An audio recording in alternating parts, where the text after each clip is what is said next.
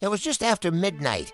A young man was walking home through the streets of West London, a carpenter, an immigrant, a man saving up. He had a broken thumb, a fiancée waiting for him.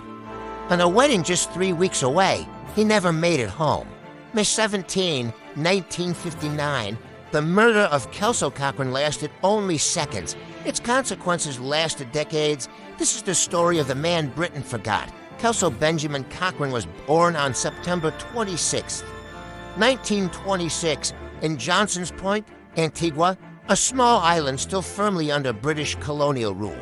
Slavery had been abolished, but the plantation system's shadow lingered in low wages and limited opportunity. His father was a shipwright. Kelso trained as a carpenter. But Cochrane was never content to survive simply. He was ambitious. By 1954, Kelso Cochrane boarded a ship and sailed for England. Cochrane was part of the Windrush generation. They arrived carrying British passports, believing the promise that Britain was a fair, democratic nation. Notting Hill, with its crumbling Victorian tenements, was one of the few places that would take them. He found work putting down roots. By 1959, he was engaged to Olivia Ellington. Their future was finally beginning to take shape. But Notting Hill in the late 1950s was not a safe place. Far-right groups were deliberately inflaming the neighborhood with Keep Britain White slogans. These groups found willing instruments in the Teddy Boys. In late August 1958, the violence exploded. The streets of Notting Hill were a powder keg. On the evening of May 16, 1959, Kelso Cochrane began walking home as he turned into Southam Street. A group of white youth surrounded him.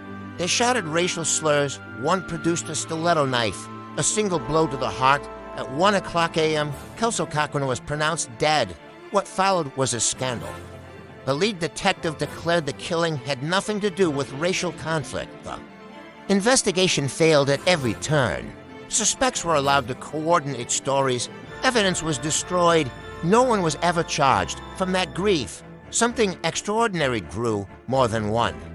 200 people lined the streets for the funeral, a defiant march against hatred. Activist Claudia Jones helped form the Interracial Friendship Coordinating Council. In 1965, the Race Relations Act was passed. And then there was the Carnivaland Act of Defiance that transformed into the largest street festival in Europe. He wanted to be a lawyer. He became a catalyst. A blue plaque now marks the spot where he fell. Britain failed him in life. It took 65 years to tell the truth. The least we can do is remember his name, Kelso Benjamin Cochrane, 1926 to 1959.